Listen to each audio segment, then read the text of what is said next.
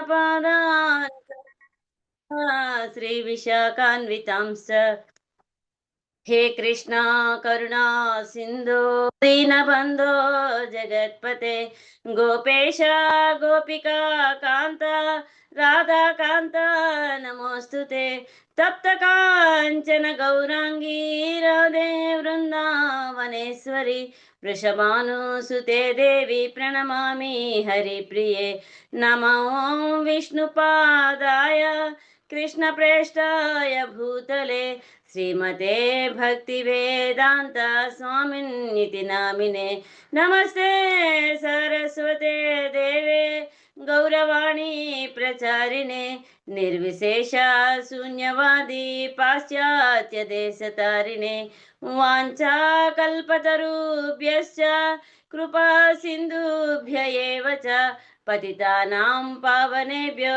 वैष्णवेभ्यो नमो नमः श्री कृष्ण चैतन्य प्रभु नित्यानंद श्री अद्वैत गदाधर श्रीवासादि गौर भक्त वृंद हरे कृष्णा कृष्ण कृष्ण हरे हरे हरे राम राम राम हरे हरे जय जय श्री चैतन्य जय नित्यानंद जय द्वैत चंद्र जय गौर भक्त वृंद जय जय श्री चैतन्य जय नित्यानंद जय द्वैत चंद्र जय गौर भक्त वृंद जय जय श्री चैतन्य जय नित्यानंद जय द्वैत चंद्र जय गौर भक्त वृंद ओम नमो भगवते वासुदेवाय ओम नमो भगवते वासुदेवाय ओम नमो भगवते वासुदेवाय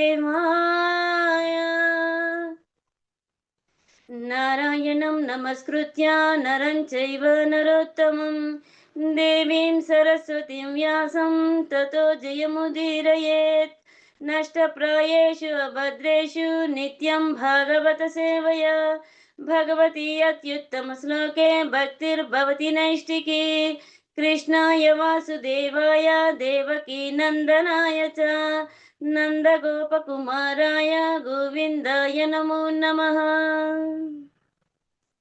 మూకం కరోతి వాచాలం పంగుం లంఘయతి గిరిం యత్కృపాతమహం వందే శ్రీగురుం దీనతారిణం పరమానందమాధవం శ్రీ చైతన్య ఈశ్వరం శ్రీకృష్ణ భగవాన్ కి జయ హరే కృష్ణ మహామంత్రం కి జయ శ్రీమద్ భగవత్ హరే కృష్ణ అందరికీ హరే కృష్ణ దండవత్ ప్రణాం మాతాజీస్ అండ్ ప్రభుజీస్ ఈ రోజు నాకు మాతాజీ అవకాశం ఇచ్చారు చదవటానికి నేను అన్ని చక్కగా చెప్పి గురువులకి ఇంకా బాగా అభివృద్ధి ఇచ్చేటట్టు నన్ను దీవిస్తారని గురువులందరూ ప్రార్థిస్తున్నాను. హరే కృష్ణ. మాతాజీ షేర్ చేస్తారా శ్లోకం?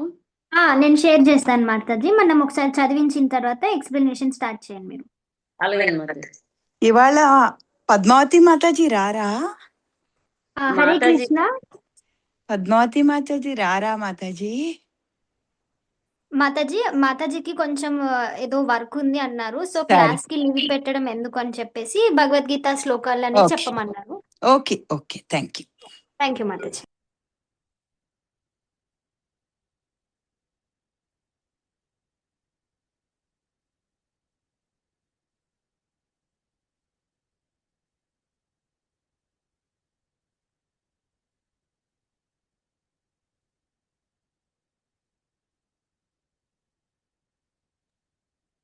హరే కృష్ణ. అందరికీ హరే కృష్ణ.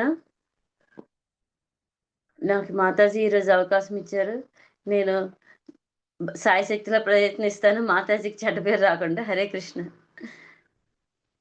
మాతాజీ మనకి భగవద్గీత 1వ అధ్యాయము 42వ శ్లోకం ఈరోజు చెప్పడానికి అవకాశం వచ్చింది. అయితే 41 39, 40, 41 మనీషా మాతాజీ నేను చెప్పారు. చాలా చక్కగా చెప్పారు మాతాజీ. అది నేను 41 అంటే మనకు ముందు కొద్దిగా చెప్పుకోవాలి కాబట్టి 41 శ్లోకంలో ఏంటి చెప్పారంటే, శంకర నరకాయైవ కుల జ్ఞానాం కులస్య చ పతంతి పితరో హ్యేషం లుప్త పిండోదక ప్రియ. అంటే ఎప్పుడైతే ఈ సంకరం ఏర్పడుతుందో అంటే ఈ యుద్ధం కారణంగా అందరూ ఇక్కడ యుద్ధంకి వచ్చిన సైన్యము అందరూ చనిపోతారు. ఎన్నో లక్షల మంది చనిపోతారు. ఆ చనిపోయిన తర్వాత ఏర్పడిన కార్యక్రమం ఏం జరుగుతుందంటే, అవాంఛనీయ సంతాన వృద్ధి జరుగుతుంది, వంశాచారానికి నష్టం కలుగుతుంది. అయితే ఈ విధంగా ఉండడం నరకప్రాయము జీవితం అని, జీవితం నరకప్రాయం అవుతుంది. పిండోదక క్రియలు అంటే పెద్దల కర్మలు చేయడం అనమాట. వాళ్ళు ధర్మాలు ఆచారాలు అవన్నీ పెద్దవాళ్ళు ఎవరైతే ఉన్నారో ముఖ్యమైన వాళ్ళు యుద్ధంలో చనిపోతే దాన్ని సరిచేసి చెప్పేవాళ్ళు ఎవరు ఉంటారు అనే ఉద్దేశం మీద ఇదంతా అర్జునుడు మనకి నిన్నటి శ్లోకం మాతాజీ చెప్పారనమాట. ఇవి ఏటైతే జరగవో, పిండోదకాలు జరగవో అవన్నీ నిలిచిపోతాయి. ధర్మవంశాలకి పితరులకి ఎవరు కార్యక్రమాలు చేస్తారు అని అర్జునుడు నిన్నటి శ్లోకంలోని మనీషా మాతాజీ చెప్పున్నారు. ఇప్పుడు 42వ శ్లోకం. దోషైరేతైః కులజ్ఞానాం వర్ణసంకరకారకైః ఉచ్యాద్యంతే జాతిధర్మాః కులధర్మాశ్చ శాశ్వతాః. మాతాజీ ఎవరు చదువుతారో హ్యాండ్ రైజ్ చేశారేమో. ఉమా మాతాజీ అన్మ్యూట్ చేసుకోండి. హరే కృష్ణ మాతాజీ, దండవత్ ప్రణం.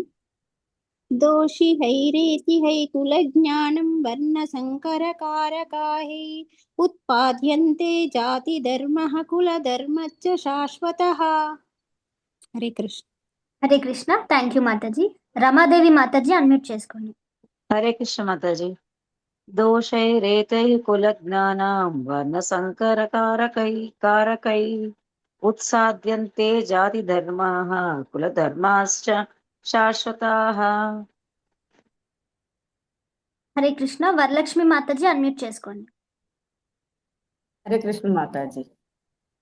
భాష్యం చదవమంటారా మాతాజీ? అవును మాతాజీ, భాష్యం చదవండి. మాతాజీ మానవుడు అనువాదం మరి భాష్యం పెట్టారు మాతాజీ, కొంచెం కింద దింపండి మాతాజీ. అనువాదం ఒకరు భాష మాతాజీ. కొంచెం దింపండి మాతాజీ, కొంచెం. ఈ ఫోటో అడ్డొస్తుంది. సరే మాతాజీ. అనువాదం. దుష్టాచర్యల చేత కులాచరములను నశింపజేసి అవాంఛనీయ సంతానమునకు కారణమగు వారి పాపకర్మల చేత అన్ని రకముల కులధర్మములు మరియు జాతి ధర్మములు నాశనమగును. హరే కృష్ణ మాతాజీ. భాష్యం హరే కృష్ణ. చదవమంటారా? వద్దు మాతాజీ, థ్యాంక్ యూ. నెక్స్ట్ వాళ్ళకి ఛాన్స్ ఇద్దాం. Hare Krishna Mataji. Thank you. Saroja Mataji unmute చేసుకోండి. హరే కృష్ణ మాతాజీ. ధన్యవాదాలు మాతాజీ. భాష్యంతో శ్రీల ప్రభుపాద. మానవుడు తన చరమగమ్యమైన మోక్షమును సాధించే విధముగా సంఘంలోని 4 వర్ణముల వారి సంక్షేమ కార్యాలు నిర్ణయింపబడినవి. అవి సనాతన ధర్మము లేదా వర్ణాశ్రమ ధర్మం నుంచి నిర్దేశింపబడినవి. కనుకనే సనాతన ధర్మ సంప్రదాయమునకు భంగము కలిగించే బాధ్యతారహితులైన సంఘ నాయకులచే సంఘమునందు అయోమయ పరిస్థితి ఏర్పడుతున్నది. తత్ఫలితముగా ప్రజలు తమ జీవిత లక్ష్యమైన విష్ణువును విస్మరించుదురు. అటు నాయకులు అందులుగా పిలువబడుతురు. అంతేకాకుండా వారిని అనుసరించి జనులు నిశ్చయముగా అయోమయ స్థితికి గురికాక తప్పదు. హరే కృష్ణ మాతాజీ. హరే ధన్యవాదాలు. కృష్ణ. థ్యాంక్ యూ మాతాజీ. ఇప్పుడు 43వ శ్లోకం. ఉత్సన్న కుల ధర్మాణం మనుష్యానాం జనార్దన నరకే నియతం వాసో భవతీత్యనుశుశ్రుమా. జయశ్రీ మాతాజీ అన్మ్యూట్ చేసుకోండి. హరే కృష్ణ మాతాజీ, ధనత్. ఓం నమో భగవతే.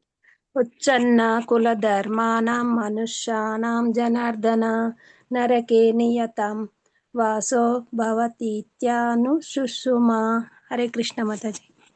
హరే కృష్ణ. థ్యాంక్ యూ మాతాజీ. బబితా మాతాజీ అన్మ్యూట్ చేసుకోండి. హరే కృష్ణ మాతాజీ. దండవత్ ప్రణామ్ మాతాజీ. ఉత్సన్న కుల ధర్మాణం మనుష్యాణం జనార్దన నరకే నియతం వాసో భవతీత్యనుశుశ్రుమా. హరే కృష్ణ. థ్యాంక్ యూ మాతాజీ. శ్రీదేవి మాతాజీ అనువాదం చదవండి. హరే కృష్ణ మాతాజీ.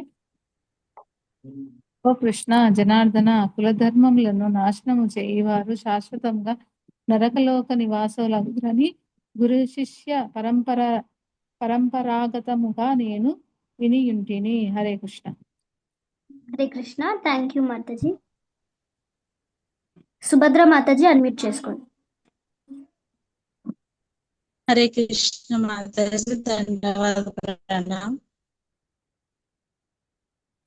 అర్జునుడు ఇక్కడ తన వాదమునకు తన స్వానుభావమును కాకుండా ప్రమాణికుల ద్వారా వినియున్న వచనములను ఆధారముగా గ్రహించుచున్నాడు. వాస్తవ జ్ఞానమును పొందుటకు అదియే సరి అయిన మార్గము. వాస్తవ జ్ఞానమునందు ఇది వరకే సుస్థిరులై ఉన్నవారి సహాయము లేనిదే ఎవ్వరును వాస్తవ జ్ఞానపు ముఖ్యాంశమును అవగతము చేసుకొనజాలరు. మరణముకు పూర్వమే ఒక వ్యక్తి తాను చేసిన పాపకర్మలకు ప్రాయశ్చిత్తము చేసుకొను ఒక పద్ధతి వర్ణాశ్రమ పద్ధతి యందు గలదు. నిరంతరము పాపకర్మల యందే నిమగ్నమైనట్టి వ్యక్తి ఈ ప్రాయశ్చిత్తమని పిలువబడు విధానమును తప్పక అనుసరింపవలెను. అట్లు చేయనిచో అతడు తన పాపకర్మలకు ఫలితముగా నరకలోకముల పాలై దుర్భర జీవితమును పొందవలసి వచ్చును. హరే కృష్ణ మాతాజీ.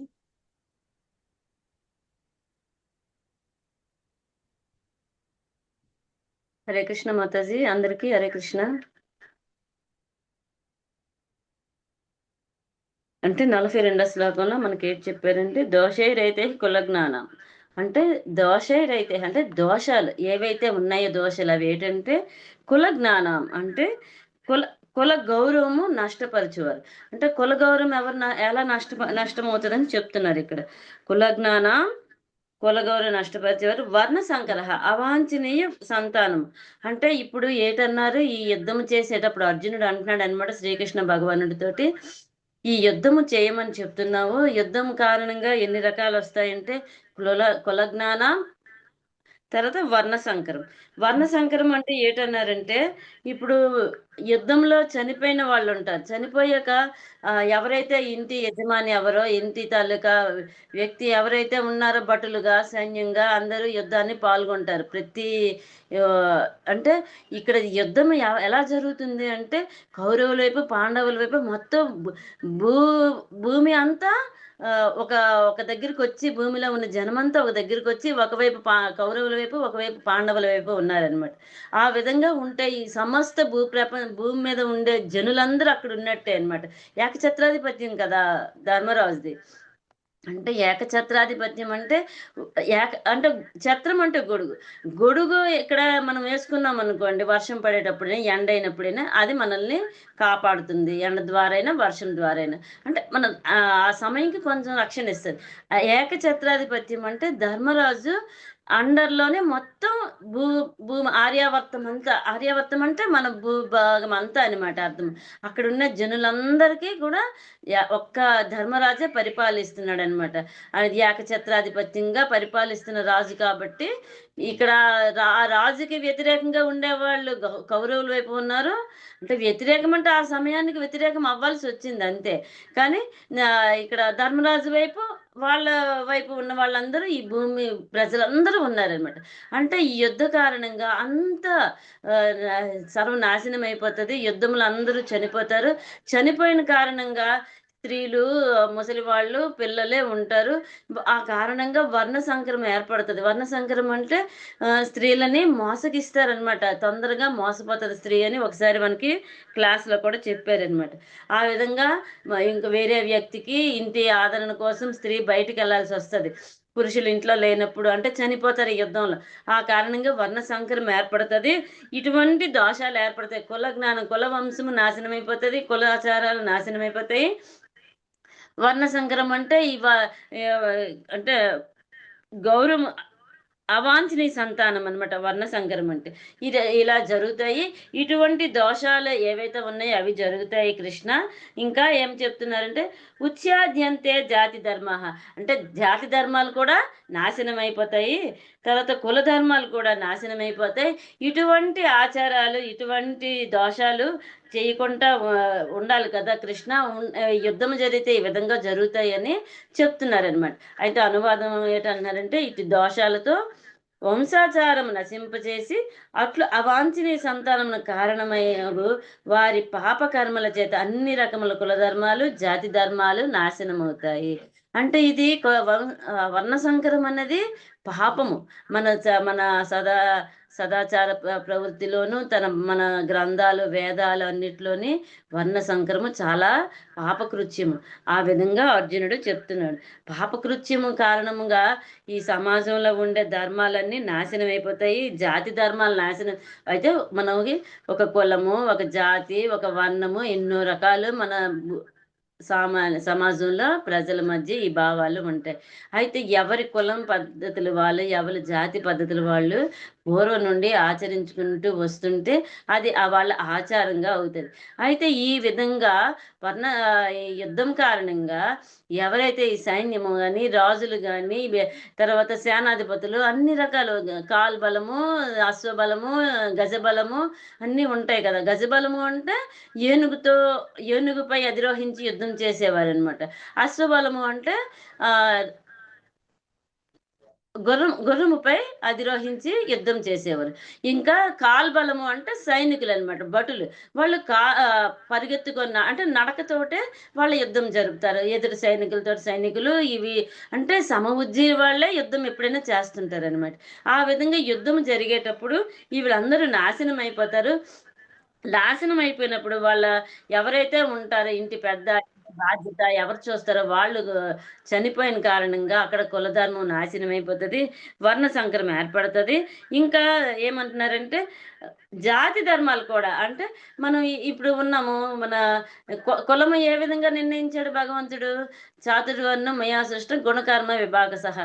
వర్ణాలు, కులాలు భగవంతుడు వాళ్ళ కర్మలను బట్టి, వాళ్ళ గుణాలను బట్టి, సత్వ రజో తమో గుణాలు. మనకి తమో గుణము అంటే కింద స్థాయి వాళ్ళని చెప్పినారు మనకి. అయితే సత్వగుణము అంటే బ్రాహ్మణులు అంటే ఎలాగా?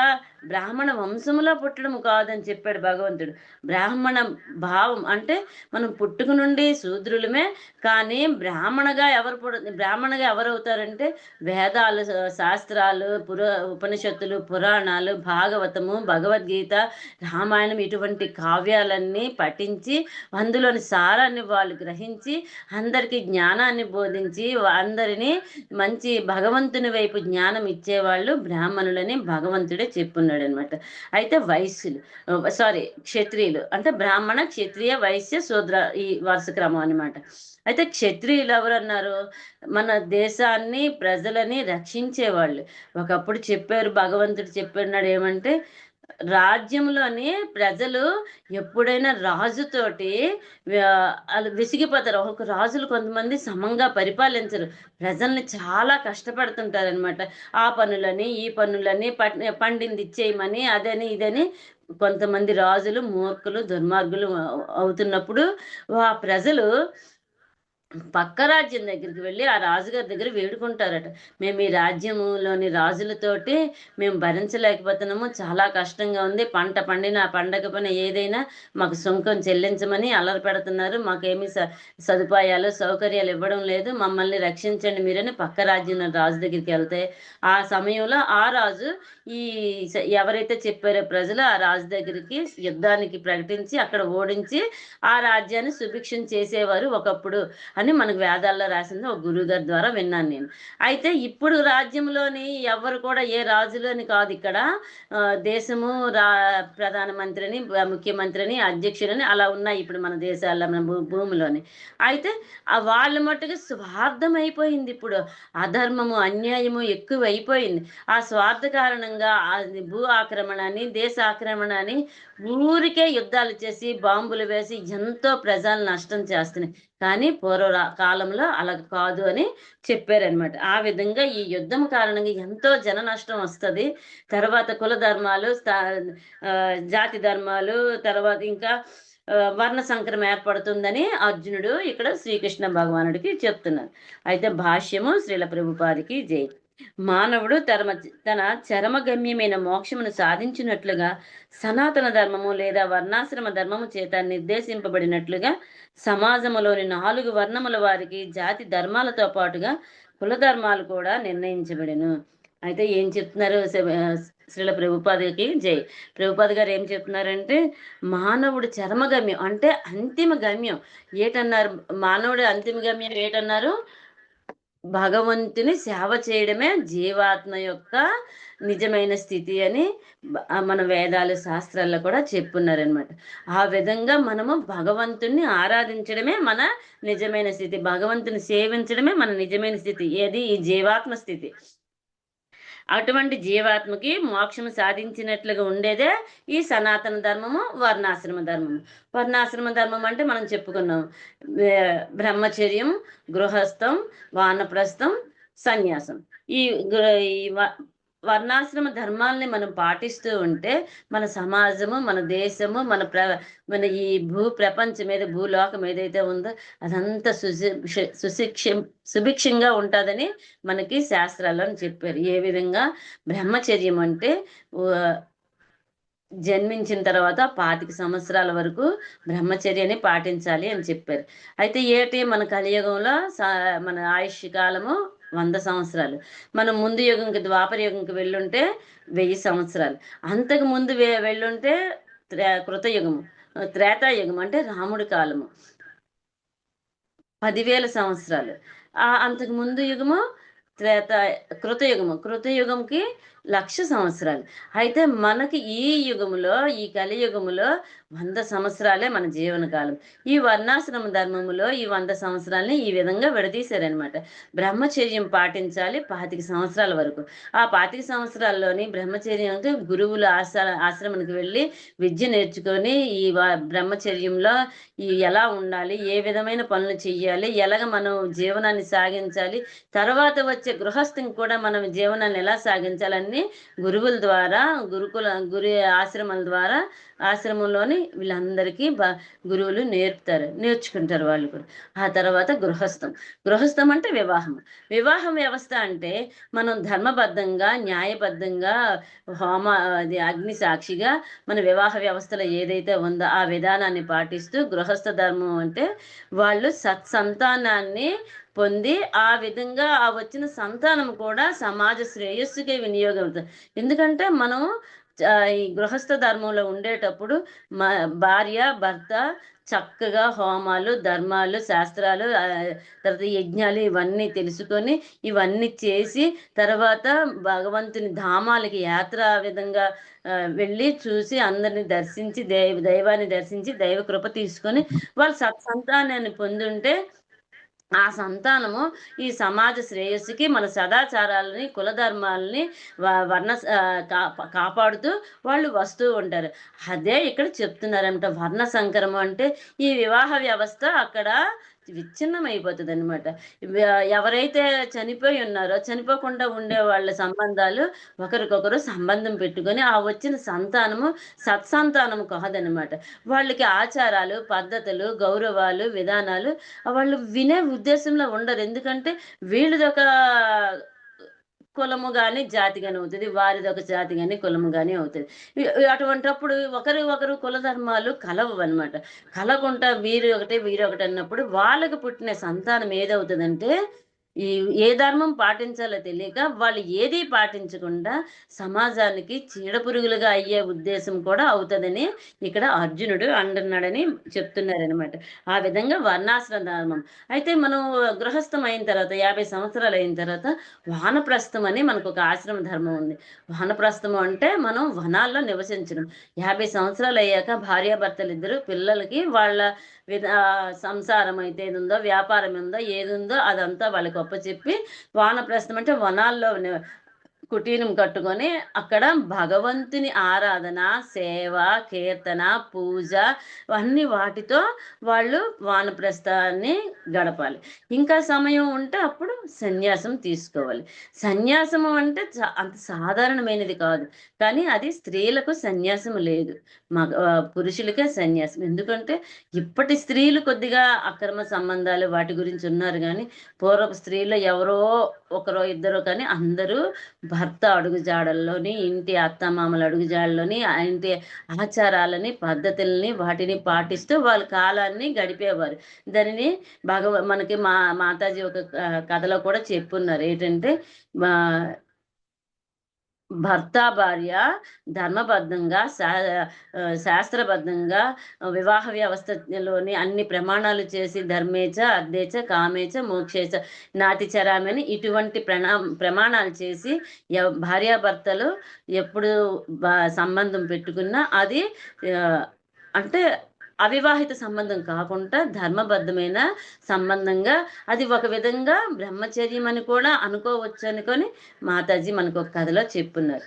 అయితే ఆ విధంగా మనం ఎప్పుడైతే ఉంటామో ఈ సన్యాసము అని అయినట్టే, అది సన్యాసము లెక్క అని స్త్రీలకని నిర్ణయించారనమాట. కాబట్టి పురుషులకే సన్యాసం అనేది, స్త్రీలకు కాదు. అయితే ఈ సన్యాసము అంటే భగవంతుని చేరడానికి చాలా మంచి మార్గం, అదే ముక్తి మోక్షం అని ఇక్కడ మనకి ప్రభుపాద గారు భాష్యంలో చెప్పారంట. మోక్షం సాధించినట్లుగా సనాతన ధర్మము వర్ణాశ్రమ ధర్మము మనకి నిర్దేశించబడింది అని. అయితే ఈ సమాజంలో 4 వర్ణాలు జాతి ధర్మాలతో పాటు కుల ధర్మాలు కూడా నిర్ణయిస్తారంట. ఒక్కొక్క జాతికి ఒక ధర్మం. క్షత్రియ ధర్మం ఏంటి? ప్రజలను రక్షించడము, శత్రురాజుల నుండి రక్షించడము, ప్రజల బాగోగులను చూడడం, ఇవన్నీ క్షత్రియ కుల ధర్మం అనమాట. వైశ్యులు అంటే వ్యాపారం అంటే ఏంటంటే లావాదేవీలు అనమాట. ఇప్పుడు రాజులు ఉన్నారు, బ్రాహ్మణులు ఉన్నారు, వాళ్ళ ధర్మాలు వాళ్ళు పాటిస్తారు. అయితే పంటలు పండించి ఆహారాన్ని ఇచ్చి పుచ్చుకోవడం అది జరగాలి కదా. అది ఉంటే కదా జీవనం నడుస్తుంది, ఆహారం తింటే కదా మనిషి నిలబడగలరు. ఆ విధంగా అయితే ఈ వైశ్యులని అంటే వ్యవసాయము, పాల వ్యాపారము, ఆవులు, గోవులు ఇవన్నీ రకాలు చేసేవాళ్ళు వైశ్యులు. వాళ్ళు వ్యాపార కులం. అది వైశ్యులు వ్యాపారం చేయకుండా నేను బ్రాహ్మణ వృత్తి చేస్తానంటే అది సరైనది కాదు అని చెప్తున్నారు. మనకు ముందు ఒక శ్లోకంలో చెప్పారు ఏంటంటే, మనం చెయ్యవలసిన ధర్మం ఏదైతే మన కుల ధర్మమో అది సగం చేసినా పర్వాలేదు, కానీ మన ధర్మము కానిది ఇతర ధర్మాలు తీసుకున్నది పూర్తిగా చేసినా మనకి ఫలితం ఉండదని శ్రీకృష్ణ భగవానుడు ఒక శ్లోకంలో చెప్పారు. నాకు శ్లోకం మర్చిపోయాను, సారీ, ఏమనుకోకండి. అయితే ఇది కనుకనే సనాతన ధర్మ సంప్రదాయము భంగము కలిగించు బాధ్యతారహితులైన సంఘ నాయకుల చేత సంఘములో ఆందోళన పరిస్థితులు ఏర్పడతాయి. అంటే బాధ్యతారహితము అంటే బాధ్యత ఉండదు, ఎవరికి ఎందుకు ఉండదు? ఈ జాతి ఆ కులము మారిపోతారు. నీ కులము నేను ఎందుకు చెయ్యాలి, నా జాతి ప్రకారం నువ్వు చేస్తే నువ్వు చెయ్యు అని ఒకరినొకరు ప్రెజర్ పెట్టుకుని ఎవరికెవరు చెయ్యరనమాట ఫ్యామిలీలో. ఆ విధంగా చెయ్యకపోవడం వల్ల అది సంఘ ఆచారము బాధ్యతారహితమైన వాళ్ళు సంఘ నాయకుల చేత సంఘములో ఆందోళనకర పరిస్థితులు కూడా ఏర్పాటు చేస్తారు. అంటే వాళ్ళకి ఏంటంటే మా సంఘమే బాగుండాలి, మాదే బాగుండాలి. అయితే ఇప్పుడు వర్ణ సంకరం అయింది కదా. వర్ణ సంకరం అంటే ఈ జాతి ఈ కులము, ఒక జాతి ఒక కులం, అది వేరుగా అయిపోయేటప్పుడు ఒకరు అంగీకరించకుండా ఇలాంటి సంఘ నాయకులతో ఆందోళన పరిస్థితులు కూడా ఏర్పాటు చేస్తారనమాట. అయితే అందుకు ఫలితంగా జనులు తన జీవిత లక్ష్యమైన విష్ణువును విస్మరించుదురు. భగవంతుడి గురించి ఇక్కడ ఎంత బాగా అర్జునుడు చెప్తున్నాడో మనకి ప్రభుపాద గారు చెప్తున్నారు. ఇన్ని రకాలు జరుగుతున్నప్పుడు మనం భగవంతుణ్ణి, భగవద్ ఆరాధన, సేవ, కీర్తన, సత్సంగము, సాధు సాంగత్యం ఇవన్నీ వదిలేస్తామన్నమాట. వదిలేసి విష్ణువుని ఆరాధించడమే మర్చిపోతాం. సకల దేవాది దేవుడు శ్రీకృష్ణ భగవానుడు, ఐశ్వర్యవంతుడు, చతుషష్ఠి కళామయుడు అయిన శ్రీకృష్ణ భగవానుని మనం మర్చిపోతామని, విష్ణువుని కూడా స్మరించకుండా మర్చిపోతాము. ఇన్ని రకాలు జరిగితే అని శ్రీకృష్ణ భగవాన్నే స్వయంగా అర్జునుడు అడుగుతున్నారని మనకి ఇక్కడ చెప్తున్నారు. అట్టి నాయకులు అందులుగా పిలువబడదురు. ఎవరైతే విష్ణువుని ఆరాధించరో, ఎవరైతే శ్రీకృష్ణ భగవానుడు దేవాది దేవుడిని గుర్తించరో, అతని ద్వారా మనం ఈ మమే వంశో జీవలోక జీవభూత సనాతన అని మనకి 15వ అధ్యాయంలో 7వ శ్లోకంలో చెప్పారు. అంటే భగవంతుడు చెప్పాడు, నా నుండే మీరు అందరూ వచ్చారని భగవంతుడు స్వయంగా చెప్పారు. అటువంటి ఎవరి నుండి అయితే మన ఈ జీవాత్మ ఏర్పాటైందో ఆ భగవంతుడిని మనం మర్చిపోతాం, ఆ దేవాది దేవుడిని మర్చిపోతాము. ఇన్ని రకాల వర్ణ సంకరము, కుల జ్ఞాన, తర్వాత నుంచి జాతి ధర్మం కుల ధర్మం నాశనం అయిపోయినప్పుడు ఇవన్నీ మర్చిపోయి ధర్మాలు మర్చిపోయి ఏటి లాస్ట్ చివరికి ఏంటి చెప్పారు? శ్రీకృష్ణ భగవానుడు విష్ణువు అయిన శ్రీకృష్ణ భగవాన్ని మనం మర్చిపోతాము, విస్మరించేస్తాము. అంటే మిగతా విషయాల మీద, భౌతిక విషయాల మీద మనం అన్ని వెళ్ళిపోతాయి.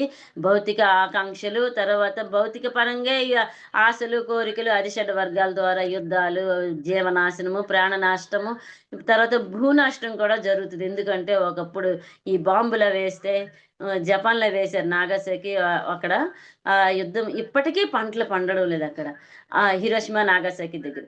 ఆ విధంగా మన భూమిని మనం కూడా నాశనం చేసుకుంటాం యుద్ధాల కారణంగా, భగవంతుడిని మర్చిపోతాము అని ఇక్కడ చెప్తున్నారనమాట.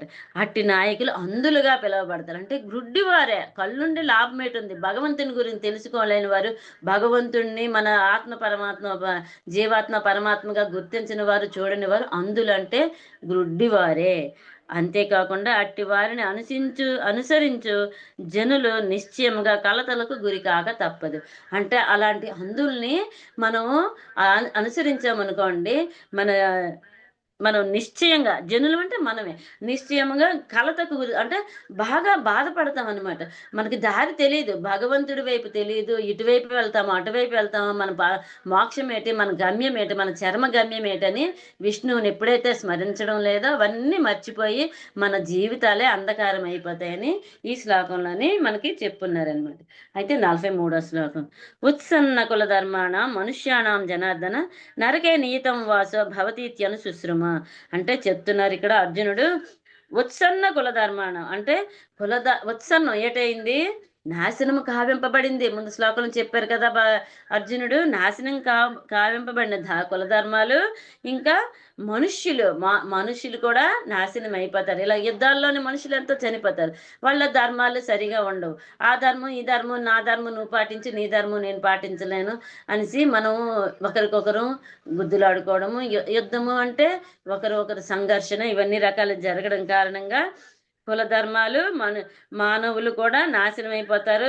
జనార్దన జనుల ఆర్తిని వినేవాడు అనమాట. అంటే మనం ఆ బాధతో, కష్టంతో, ఆర్తితో పిలుస్తాం భగవంతుని, కృష్ణ కృష్ణ కృష్ణ అని. అదే ఓ కృష్ణ జనార్దన అంటే జనుల అర్థించినది ఆలకించి వాళ్ళని మోక్షం కలిగించేవాడు జనార్దనుడు అయిన ఓ కృష్ణ. కులధర్మాలు నశిస్తాయి, నరకంలోకి వెళ్తారనమాట. నరకం నియతం వాసం, నరకం నిశ్చయంగా నరకవాసం జరుగుతుంది. ఎవరికి?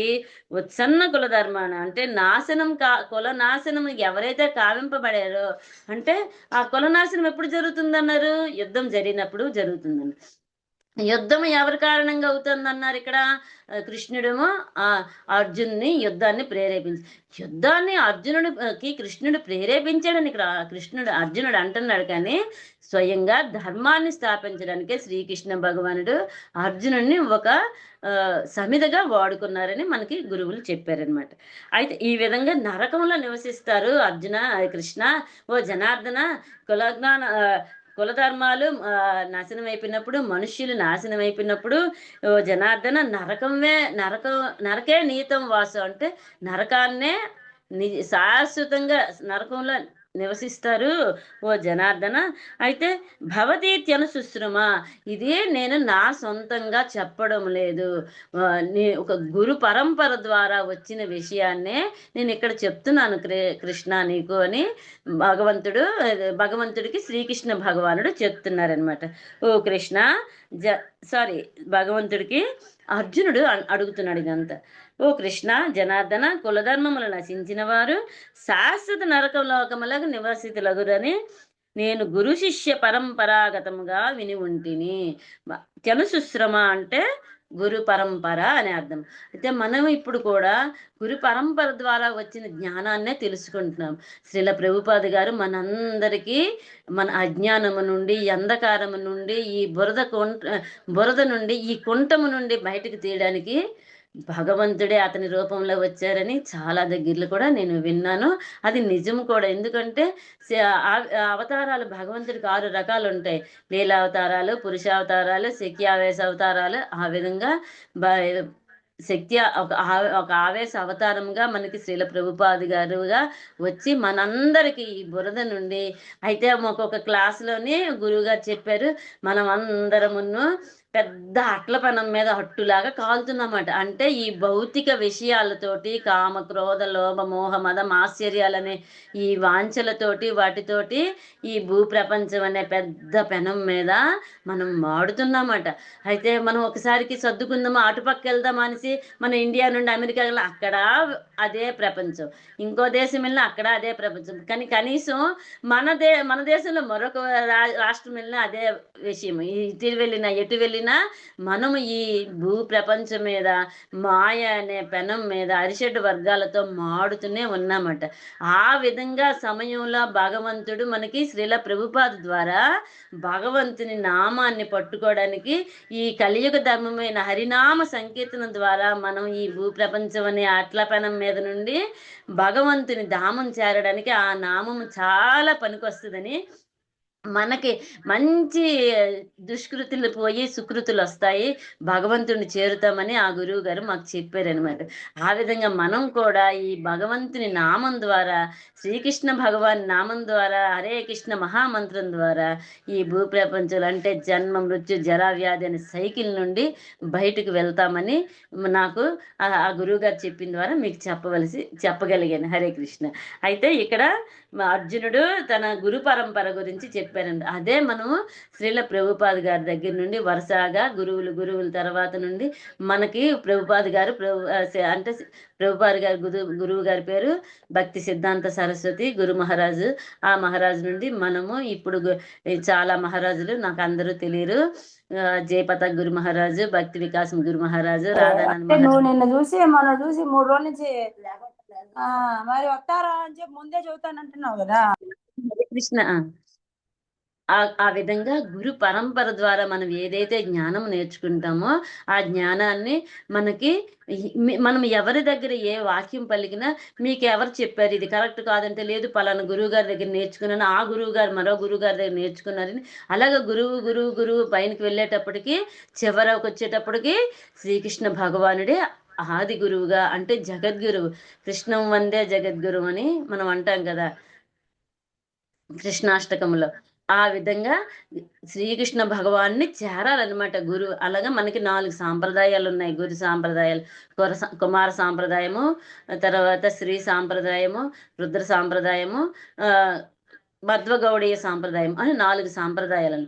ఈ సాంప్రదాయాలు ఏ సాంప్రదాయంలో మనం చేరినా ఆ సాంప్రదాయము గురువులు పైనకి వెళ్ళేటప్పుడు శ్రీకృష్ణ భగవాన్ నుండి చివరి గురువుగా వస్తారు. అటువంటిది ఆ గురు శాస్త్ర సాధు సాంగత్యం ద్వారా మనము చెయ్యాలి అని అర్జునుడు కూడా ఇక్కడ ఏంటంటే, గురువుల ద్వారా నేను విన్నాను ఇలాగా కుల జ్ఞానము వర్ణ సంకరము అన్ని రకాలు జరిగేటప్పుడు అది జరగడానికి కారకులు ఎవరైతే వారికి తప్పనిసరిగా నరకవాసం వస్తుంది కృష్ణ అని శ్రీకృష్ణ భగవాన్ని స్వయంగా అర్జునుడు అడుగుతున్నాడు. అయితే స్వయంగా ఇక్కడ మధుసూదనాన్ని కూడా ఒకసారి సంబోధిస్తాడు అర్జునుడు శ్రీకృష్ణ భగవాన్ని ఒక శ్లోకంలోని.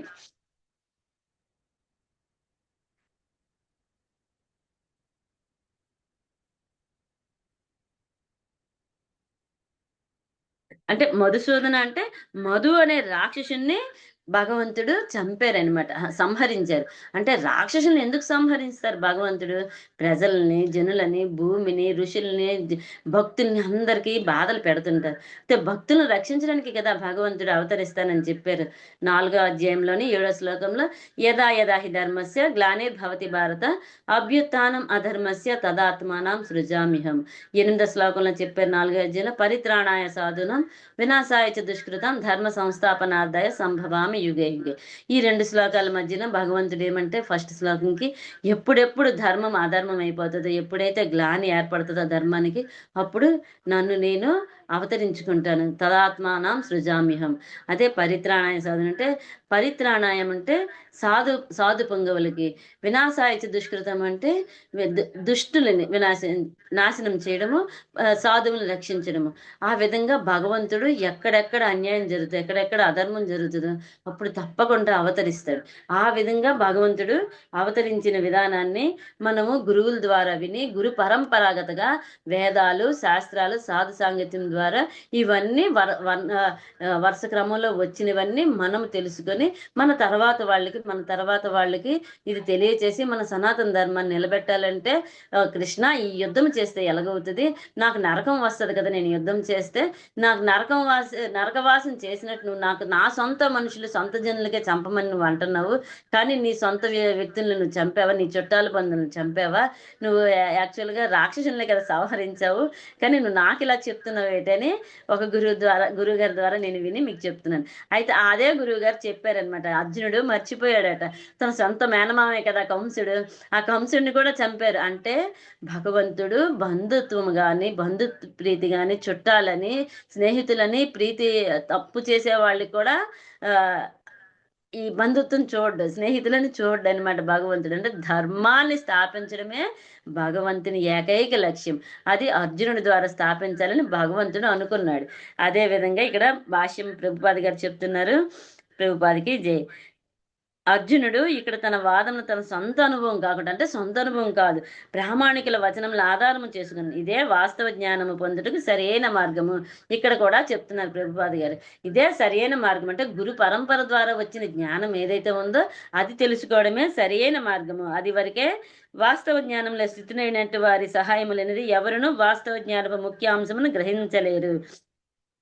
ఎవరైతే శాస్త్రాలను చదివి బోధించి దానికి అనుగుణంగా అదే విధంగా శాస్త్రాలు చెప్పిన అనుగుణంగా వాళ్ళు అనుసరించి ఉంటారో వాళ్ళే సరైన మార్గాన్ని ఇవ్వగలరు, వాళ్ళనే మనము అనుసరించాలి అని చెప్తున్నారనమాట.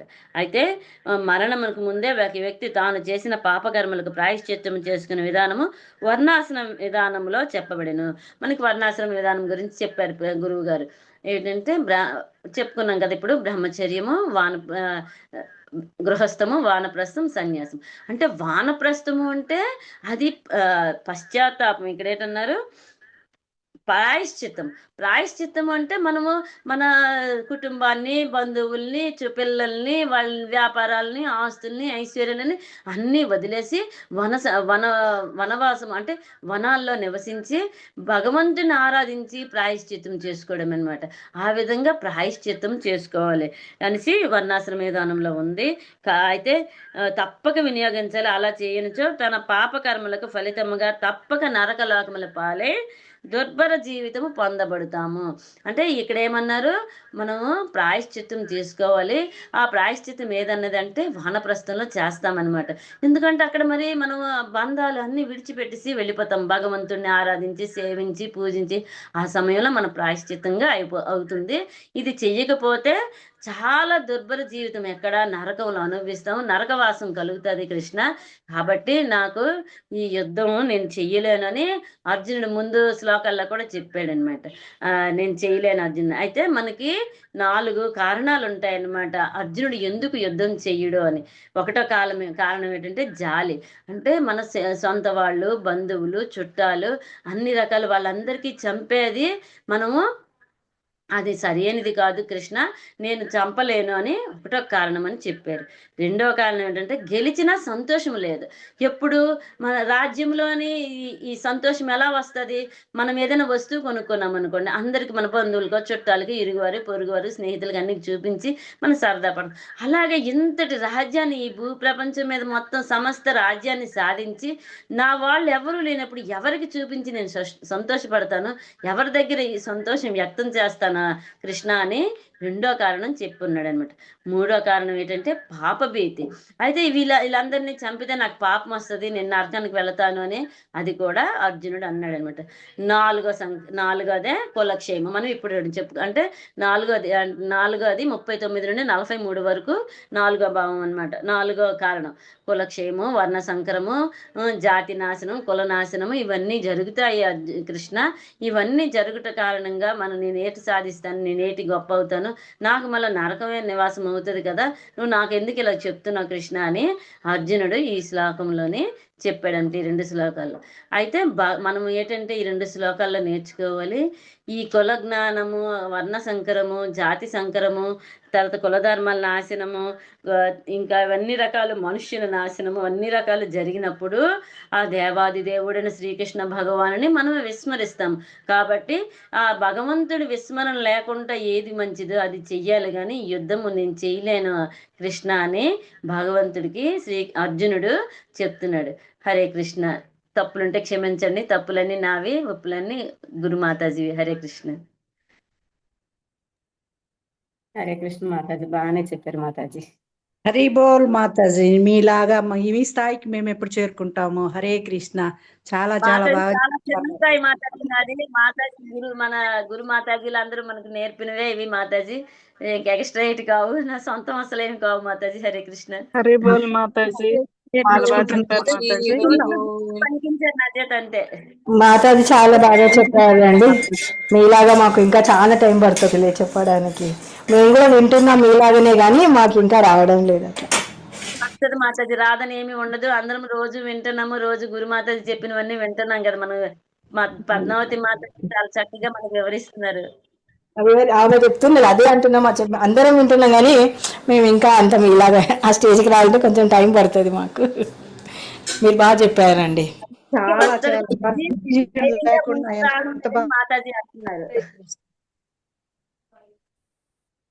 థ్యాంక్ యూ అందరికి, థ్యాంక్ యూ. ఓపిక మీద విన్నారు మాతాజీ. హరి బోల్. చాలా బాగా చెప్పారు Mataji. Thank you Prabhuji, thank you. మీ కృపే. హరి బోల్. హరే కృష్ణ మాతాజీ, చాలా బాగా చెప్పారు Mataji. Thank you, thank you. Hare Krishna. Hare Krishna Mataji, చాలా బాగా చెప్పారు మాతాజీ. ఇందిరా పోయిన మాతాజీ గారు థ్యాంక్ యూ. హరే కృష్ణ మాతాజీ, చాలా బాగా చెప్తారు మాతాజీ. Thank you Mataji. ఓపిక విన్నారు మాతాజీ. హరే కృష్ణ. చాలా బాగా చెప్పారు మాతాజీ. ఎక్కడ మిస్ అయిపోతామో అన్నట్టు మీరు అసలు అంత ఫాస్ట్ గా చెప్తున్నా కూడా ఎక్కడ చాలా చిన్న మిస్టేక్ ఎక్కడ చెప్పారు మాతాజీ. చాలా చాలా హ్యాపీ అనిపించింది. సారీ మాతాజీ, నెమ్మదికి చెప్పలేకపోయాను అనుకోకండి మాతాజీ. లేదు మాతాజీ, క్లారిటీ బాగానే చెప్పారు, బాగా చెప్పారు, బాగా చెప్పారు. Thank you, thank you Mataji.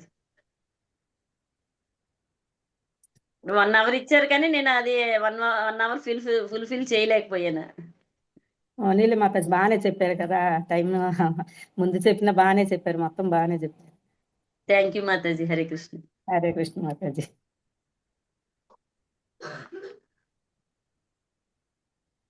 Manisha మాతాజీ. హరే కృష్ణ మాతాజీ. ఇంకేం చెప్తారా మీరు? మాతాజీ ఏం లేదు, ఎవరికైనా ఏమైనా ప్రశ్నలు ఉంటే అడగొచ్చు, హ్యాండ్ రేస్ చేయండి, టైం ఉంది కదా. లేదు అంటే మనం ఎండింగ్ ప్రేస్ చేసి ఎండ్ చేద్దాం. ఓకే మాతాజీ.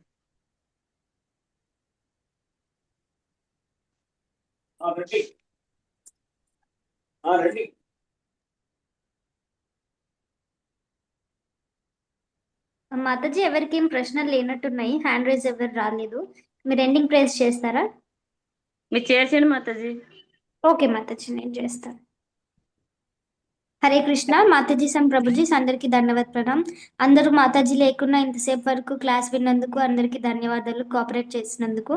ఇప్పుడు మనం ఎండింగ్ ప్రేయర్స్ చేసుకొని క్లాస్ ఎండ్ చేద్దాం.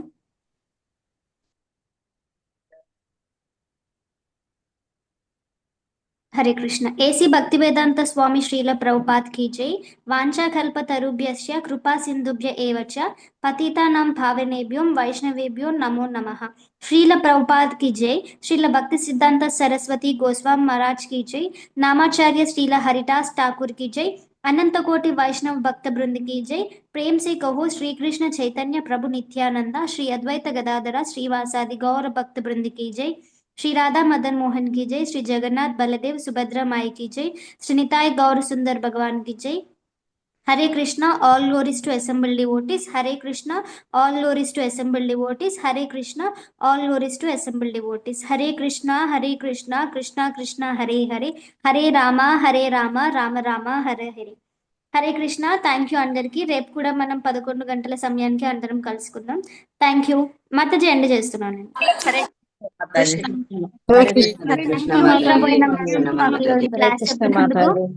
హరే కృష్ణ అందరికి ధన్యవాద ప్రణాం మాతాజీ. ప్రభుజీ బోల్ మాతాజీ. థ్యాంక్ యూ మాతాజీ. హరే కృష్ణ. జై శ్రీ మాతాజీ. థ్యాంక్ యూ మాతాజీ. మాతాజీ నేను ఎండ్ చేస్తున్నా సెషన్. చేసింది ఓకే మాతాజీ. Hari thank you Mataji.